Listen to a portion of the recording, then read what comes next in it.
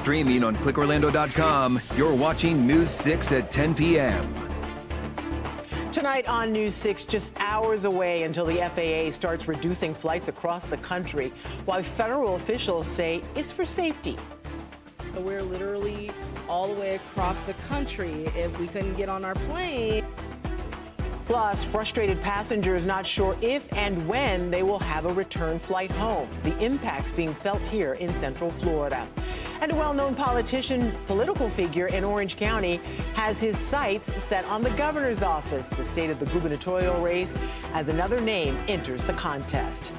Good evening, I'm Ginger Gadsden. Thanks for joining us. We are less than 24 hours away from some of the nation's busiest airports seeing a 10% reduction in flights, all because of the government shutdown. So take a look at your screen. CBS News has obtained the list of all the airports that will be impacted, and Orlando International Airport is on the list. We begin tonight with team coverage and News 6 anchor Matt Austin. He was at MCO all day today and has more on what you need to know. Transportation Secretary Sean Duffy says 3, 2. One of the strangest parts of this whole story is that while we have confirmed that MCO is on the list of airports dealing with flight restrictions in the next week, people with the airport say they still haven't gotten confirmation from the FAA that that is in fact official. However, Transportation Secretary Sean Duffy says this is all important because it's a safety measure. This was a data-driven decision to make the right calls, to get ahead of any issues that could happen. As essential workers, air traffic controllers are required to be on the job, but they are getting their second empty paycheck of the shutdown next week. And when you don't pay somebody for 37 days and say, hey, just keep showing up and do your best, people are going to have issues, and they're mounting daily. These cuts are expected to be phased in, reaching that full 10% level next week. Let's continue our team coverage with News 6's Troy Campbell. Troy, you're checking in with travelers to see how they're feeling about all this. Yeah, Matt, and now it's a much quieter night here at Orlando International Airport as we're now into the 10 p.m. hour.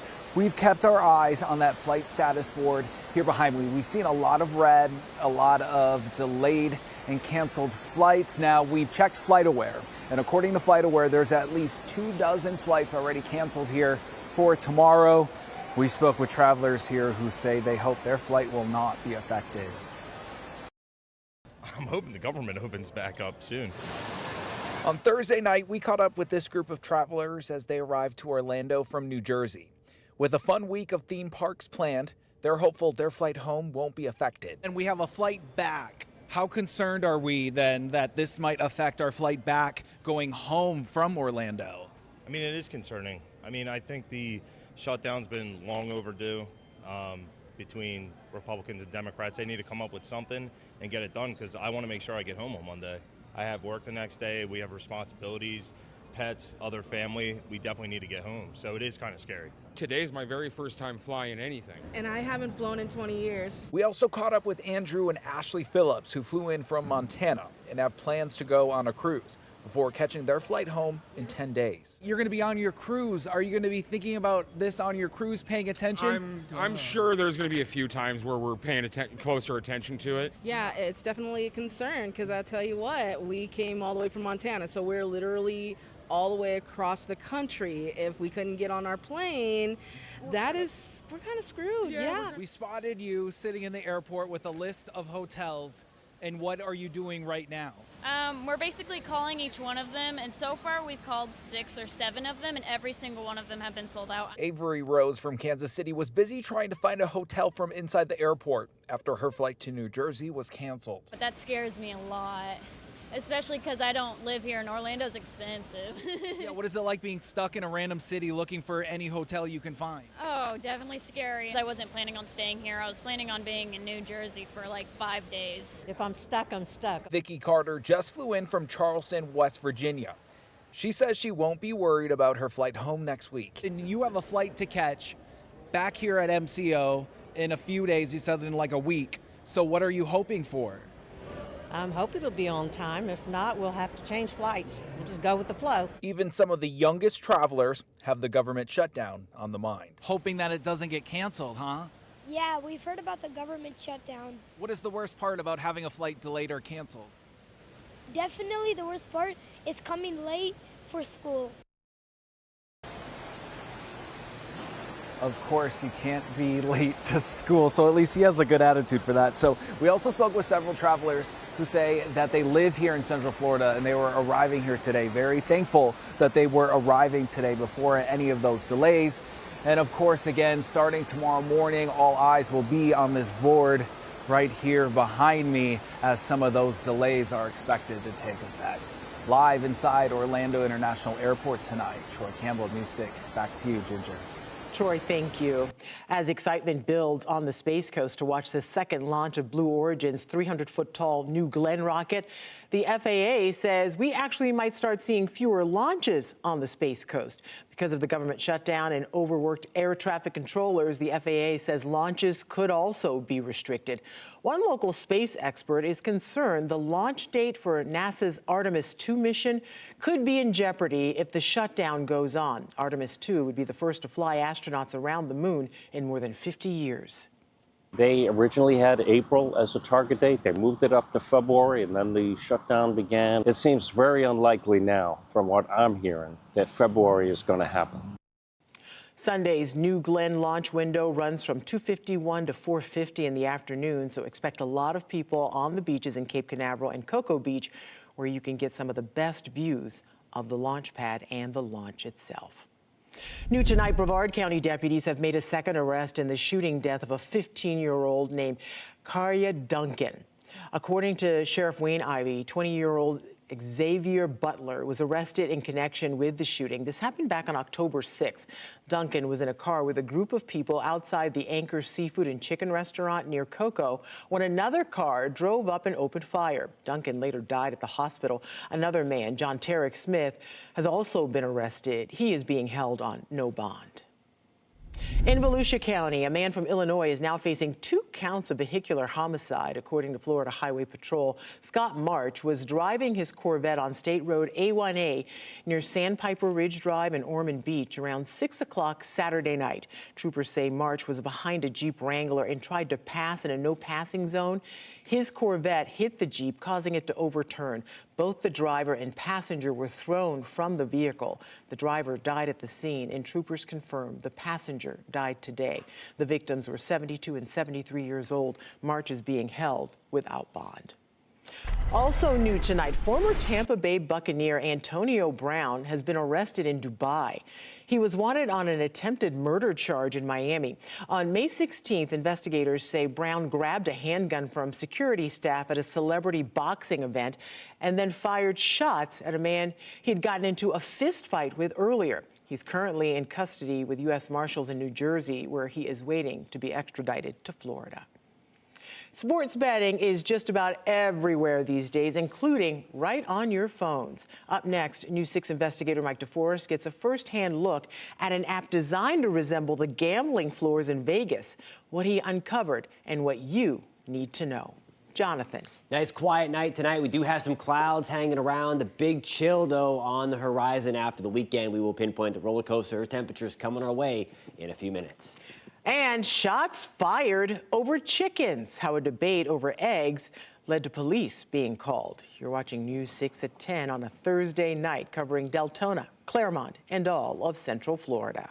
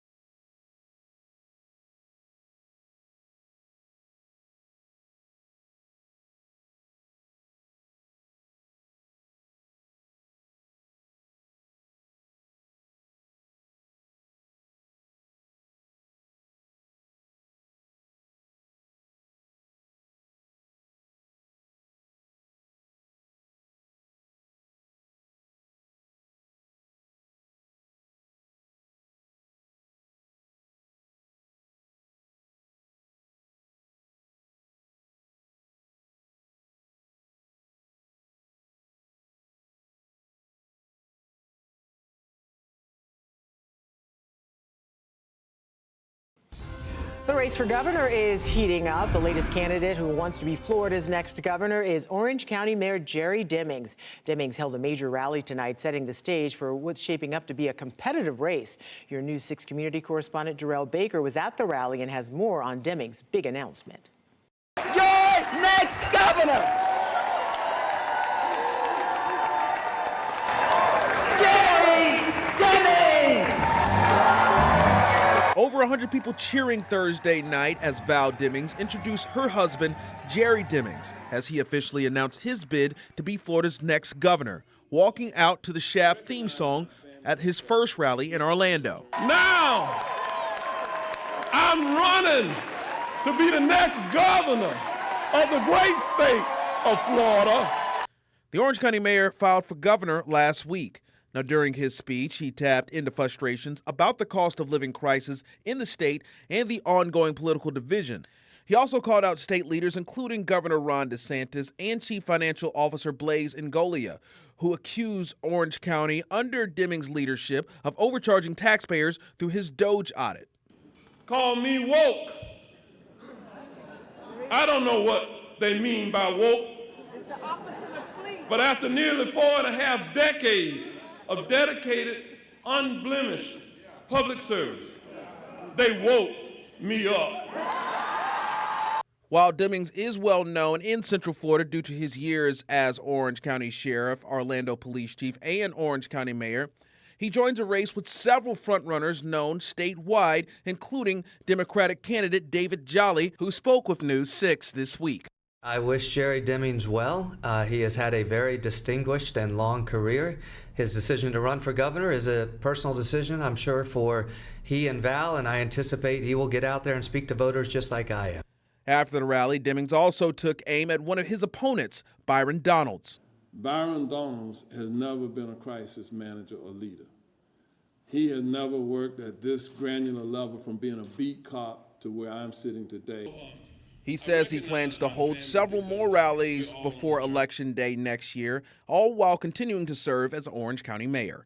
In Orange County, Jarrell Baker, News 6. Now, as for the Republican candidates who have officially announced they are running for governor, they include former Florida House Speaker Paul Renner and U.S. Congressman Byron Donalds, who already has an endorsement from President Trump. And stay with News 6 for everything politics, both now and leading up to Election Day next November. Just head to clickorlando.com and then select the Politics tab. City leaders in Palm Bay returning tonight. This is a significant meeting because it's the first council meeting since the censure of Councilman Chandler Langevin. You may remember last month we told you Langevin came under fire after a controversial social media post about Indian immigrants. The censure means Langevin cannot add agenda items without council approval. Langevin is now suing the city of Palm Bay, claiming First Amendment retaliation. Sports betting is legal in Florida under an agreement with the Seminole tribe. Now, the tribe is introducing a new way to gamble on its mobile app. It resembles a slot machine like the kind you find in a Las Vegas casino. But as News 6 investigator Mike DeForest explains, there are some big differences. For the past few years, Floridians have been allowed to legally bet on sports like basketball and football using the mobile app Hard Rock Bet. Now, a new feature on the app is being rolled out. It looks like a slot machine. It sounds like a slot machine. Players push a button to spin reels like a slot machine. Money is quickly won or lost like a slot machine. But technically, it's not a slot machine. Instead of betting on what symbols randomly appear, players are actually betting on NASCAR races. That's right, NASCAR races, but not future races. Instead, players bet on NASCAR races that happened in the past, sometimes years ago. Confused? I'll try to explain. Players have the option of spinning the wheels or clicking this small button in the corner to enter the race view. Here, players bet on the order of the top 4 finishers of a completed NASCAR race. In other words, who came in first, second, third, and fourth place. The dates of the race and the drivers' names are not disclosed. The drivers are simply labeled A, B, C, and D. The app does provide some statistics about the drivers, like their average finish position or their average start position, Players can then manually choose when they think drivers A, B, C, and D cross the finish line. Or, to make it much, much easier, players can simply select an automatic quick pick. That's done by pushing the button and spinning the reels. The slot machine animation lets players know whether they won their bets on the NASCAR race, and if so, how much. Later, the app reveals the specific race, such as the Coca-Cola 600 in May 2022, the names of the drivers, and the order they crossed the finish line. Sports betting really is going on already. Why don't we come together, put some structure to this? 4 years ago, Governor Ron DeSantis signed a compact with the Seminole Tribe that authorized online sports betting. The agreement does not allow other online casino games like slots. The compact defines sports betting as wagering on any past or future professional sport or athletic event or any motor vehicle race. Notice the word past. The Seminole Tribe believes that part of the compact allows betting on completed NASCAR races with the results displayed on what it calls entertaining video depictions. Governor DeSantis has not responded to my questions about this new sports betting game, so we do not know whether he believes it is authorized by that gaming compact. Mike DeForest, News 6. Well, what came first, the chicken or the egg? It's a debate as old as time, but we're learning another chicken-centric debate almost cost several people their lives. Police in Port St. Lucie say they were called to a pub early Tuesday morning. Police say a 44-year-old man pulled a handgun during a heated discussion over how many eggs a chicken can lay and fired 4 shots at 3 people as they ran away. Thankfully, no one was hit. The man you see there on your screen is facing multiple charges, including aggravated assault with a deadly weapon. And just in case you were wondering, because I know you are, a chicken typically lays 1 egg per day. And that conversation got a little heated, and as it went out into the parking lot, the conversation continued, and the shooter became agitated, became paranoid. So there's another look at the person that they are accusing of doing that. I feel like he's dressed the part of someone who would know about farm animals and how many eggs a chicken would lay. He's got the overalls and everything. All right, meteorologist Jonathan Kegister joins us now with a look at our forecast. Jonathan, you know, it's a Florida man story and true to Florida form. No kidding. My goodness. Yeah, we all need to settle down out there for sure. Temperatures are going to start to go on a wild ride over the next few days. We're going to warm things up gradually over the next couple of days. Quiet night, but cloudy night tonight. Live look in downtown Orlando with our Light Orlando Delivering Hope Skycam this evening. Under those mostly cloudy skies, we have air temperatures now hanging around 70. I think we keep the clouds going into the start of your tomorrow, and then working through a lot of your Friday afternoon as well. The breeze right now out of the north at about 5 to 10 miles an hour. Stray shower in the mix as we move forward into your Friday, Saturday, and Sunday. Rain chances over the next 3 days only at about 20%, but as this front works its way from north to south, could spark off a couple of downpours in the mix, so rain chances not completely zero. I think we're mainly dry again tomorrow, only a 20% shot for a downpour, but you see the white on your screen there. That is the cloud cover that should be thick at times throughout the course of the afternoon. 11 o'clock, it might take a few breaks to do it all again on Saturday, albeit on the warmer side. Right now, we are at 64 in Ocala, 69 in Orlando. Oviedo, good evening. We are at 68 degrees. Tomorrow morning, we start things off a little warmer than where we've been over the past couple of days. We're at 67 in New Smyrna Beach. Melbourne, we're at 70. Palm Bay, we're pushing 70 as well tomorrow morning. Wildwood, good evening. We are at 62 degrees. Now looking at tomorrow, with the extra clouds, we do pump in some extra warmth though from the south. We're back into the lower 80s. Wildwood, we're at 83. Daytona Beach, we are at 79 under a mainly cloudy sky. Rain chance again, not completely zero, just like what we saw tonight. A few downpours kind of stream in off of the Gulf, and that'll put rain chances at 20%. That's where we hold for the weekend as well, as air temperatures climb further back to the middle 80s on Saturday and Sunday. That does put us in record territory across Central Florida. I don't think we see any records fall, but we were within the ballpark. Our record on Saturday, 89. I think we're further away from that record on Sunday, but nonetheless, again, we are closing in on those records. And then the drop in the temperatures comes our way beyond Sunday. Look at the drop here. These are the feels like temperatures now. Heat index on the warmer side and then the wind chill on the colder side. There will be a wind chill on Tuesday. Over that 50-hour give or take stretch from 2 o'clock Sunday, when we have air temperatures in the mid to upper 80s, the drop by Tuesday morning, it's going to be feeling like when you step out the door, in the mid 30s, actual air temperatures in the 40s in the Orlando area, but with the wind, it'll feel like the middle 30s. That's what I have for you. These are the actual air temperatures expected on Tuesday morning. Low to mid 40s along the southeast of I-4, mid to upper 30s for us northwest of I-4. It is going to be quite cold, certainly a pretty rare event when you're talking about that chill at this time of the year coming through. We're going to be within a few degrees of records on Tuesday morning as well.